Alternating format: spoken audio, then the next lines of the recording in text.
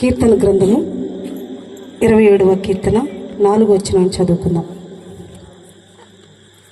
యెహోవా యొద్ద ఒక వరము అడిగి తిని దాన్ని నేను వెదుకుచున్నాను. యెహోవా ప్రసన్నతను చూచుటకును ఆయన ఆలయములో ధ్యానించుటకును నా జీవిత కాలమంతయు నేను యెహోవా మందిరములో నివసింపగోరుచున్నాను. క్రీస్తునందు దేవుని బిడ్డలారా, ఈ మాట దావీదు మహారాజు రాసినటువంటి కీర్తన. ఆయన దేవుని ఒక వరం అడుగుతున్నాడని లేఖనాలు సెలవిస్తున్నాయి. ఒకవేళ దేవుడు మనల్ని ఈ సమయంలో వరము అడగండి నేను ఇస్తాను అంటే మనం ఏం అడుగుతామో అన్నది మన వ్యక్తిగత విషయాలకు మనకు బాగా తెలుసు. కానీ దావీదు దేవుని దగ్గర అడుగుతున్నాడు, నేను దేవుని ఒక వరం అడగాలనుకుంటున్నాను. అది ఏంటి అన్నది అక్కడ రాయబడింది. దేవుని ప్రసన్నతను చూడాలని, దేవుని వాక్యాన్ని ధ్యానించాలని, దేవుని మందిరములో నివసించాలని అతడు దేవుని దగ్గర వారం అడుగుతున్నాడు. దేవుని మందిరం అంటే మనకి చాలా నిర్లక్ష్యం. దేవుని మందిరం అంటే మనకి చాలా చిన్న చూపు చూస్తూ ఉంటాం. సమయం దొరికితే దేవుని దగ్గరికి వెళ్తాం, సమయం దొరకకపోతే సమయం ఉన్నా సరే ఆ సమయాన్ని మన సొంత విషయాలు ఖర్చు పెట్టుకుంటూ ఉంటాం. కానీ దావీదు గొప్ప రాజు అయినప్పటికీ కూడా అతను దేవుని దగ్గర ఆ వరం అడుగుతూ ఆయన అంటున్నాడు, నేను దేవుని ప్రసన్నతను చూడాలని, దేవుని వాక్యాన్ని ధ్యానించాలని, దేవుని మందిరంలో నా జీవిత కాలం అంతా కూడా మరి నివసించాలని ఒక వరము దేవుని అడుగుతున్నాడు. దేవుని మందిరములో ఏముంది? అక్కడ మనం ప్రార్థన చేస్తున్నప్పుడు ఒకవేళ దేవుని మందిరములోనే ప్రభు ఉంటాడా, ఇక్కడ మనం ఆరాధిస్తుంటే ప్రభు ఉండడా అని మనం ఒక్కొక్కసారి అనుకోవచ్చు. ప్రభు అన్నాడు, ఎక్కడైతే 2-3 కూడి ఉంటారో అక్కడ నేను ఉంటానని ప్రభు చెప్తున్నాడు. దేవుని మందిరములో దేవుడు ఉన్నాడు. ఇక్కడ 2-3 ఎక్కువగా కూడి ప్రార్థిస్తున్న మనతో కూడా ప్రభు ఉన్నాడు. అయితే ప్రభు ఈ దినము మనకు చెప్తున్నటువంటి వాక్య భాగంలోంచి మనం జ్ఞాపకం చేసుకోవాల్సిన విషయం ఏంటంటే, దేవుని మందిరములో దేవుని ప్రసన్నత ఉంది. ఈ మాటను బట్టి ఒక విషయాన్ని గుర్తు చేస్తాను.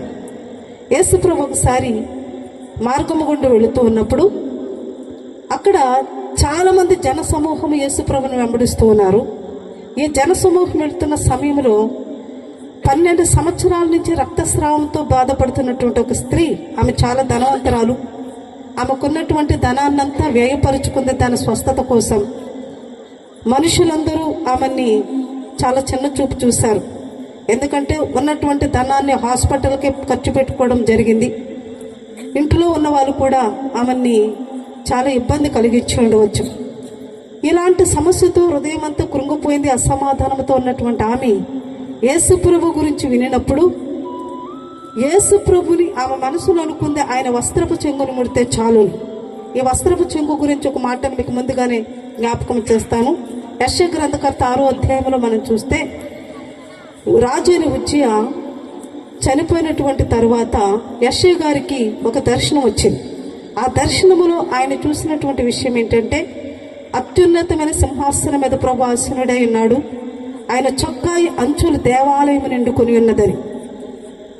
దేవాలయం అంతా ప్రభు యొక్క చొక్కాయి అంచులతో నింపబడి ఉన్నదని. ఈ చొక్కా అంచుల్లో ఏముందో ఇప్పుడు నేను మీకు జ్ఞాపకం చేస్తున్నాను. యేసు ప్రభు వెళుతున్న సమయంలో 12 సంవత్సరాల రక్తస్రావం స్త్రీ యేసు ప్రభు యొక్క చొక్కాయి అంచులు ముట్టాలని మనసులో అనుకుంది. తన కలిగిన బలహీనతను బట్టి, ఆ రోగాన్ని బట్టి, ఆ రక్తస్రావాన్ని బట్టి పాత నిబంధన గ్రంథములో కడగా ఉన్న స్త్రీ మరి ఎవరిని తాకకూడదు, ఎవరిని ముట్టుకోకూడదు, వస్తువు అయినా సరే మనిషినైనా సరే. అలాంటి పరిస్థితులేమో 12 సంవత్సరాలు బ్రతుకుతున్న ఈమె యేసు ప్రభు వస్త్రాన్ని ముడితే చాలు, వస్త్రపు చెంగును ముడితే చాలు అనుకుంది. అక్కడికి వెళ్ళింది. యేసు ప్రభు వస్త్రపు చెంగును ముట్టినప్పుడు ఆమె శరీరానికి స్వస్థత వచ్చింది. యేసు ప్రభు అప్పుడు అన్నారు, ఎవరో నన్ను ముట్టారు. అక్కడ ఉన్న వారు అందరూ అన్నారు, ప్రభా స్టార్టింగ్ నుండి కూడా అందరూ కూడా నీ మీద జన సమూహంలో మనుషులు నీ మీద పడుతూ ఉన్నారు కదా, ఇప్పుడు నిన్ను ఎవరో తాకారని మీరు ప్రత్యేకించి మాట్లాడటం ఏంటి అని అక్కడ వారు అడుగుతున్నప్పుడు యేసు ప్రభు అన్నారు, ప్రభావం నాలో నుండి బయలు వెడలింది. యేసు ప్రభు సొక్క అంచుల్లో ఏముందంటే ప్రభావము. అందుకనే దావీదు మహారాజు అంటున్నాడు, దేవుని ప్రసన్నతను చూడాలి, ఆయన ప్రభావాన్ని చూడాలి. దేవుని మందిరములో దేవుని ప్రభావము, దేవుని ప్రసన్నత ఉంది. అందుకనే సొలొమోను మహారాజు దేవాలయం కట్టించినప్పుడు ప్రభు దగ్గరకు వచ్చి ప్రార్థన చేస్తాయని అన్నాడు, ప్రభా నీ మనసు ఇక్కడ ఉండాలి, నీ కన్నులు ఇక్కడే ఉండాలి. మేము ఎలాంటి సమస్యలతో వచ్చి సన్నిధిలో ప్రార్థన చేస్తున్నా నీ కన్నులు మమ్మల్ని చూసి మా మనసులో ఉన్నటువంటి ప్రతి సమస్యను మీరు అర్థం చేసుకుని పరిష్కారం ఇచ్చే దేవుడు కాబట్టి నీ మనసు నీ కన్నులు ఈ మందిరంలో ఉండాలి అన్నప్పుడు దేవుడు ఖచ్చితంగా నా కన్నులు నా మనసు ఇక్కడ ఉంటుందని చెప్పాడు. మన మందిరాన్ని మనము చాలా నిర్లక్ష్యం చేస్తుంటాం. మనుషుల యొక్క మాటలు విని మందిరానికి దూరంగా ఉంటాం, మందిరపు పనులకు కూడా దూరంగానే ఉంటాం. కానీ దేవుడు ప్రతి నిత్యము నిన్ను చూస్తూ నువ్వు చేసిన ప్రతి పనిని బట్టి నీకు జీతం ఇచ్చే ప్రభు నీ దగ్గర ఉన్నాడని జ్ఞాపకం చేసుకోవాలి. నువ్వు ఎలాంటి సమస్యతో ఉన్న మొట్టమొదటిగా గుర్తు రావాల్సింది ఏంటో తెలుసా? నీ మందిరంలో ఉన్న దేవుని మహిమ.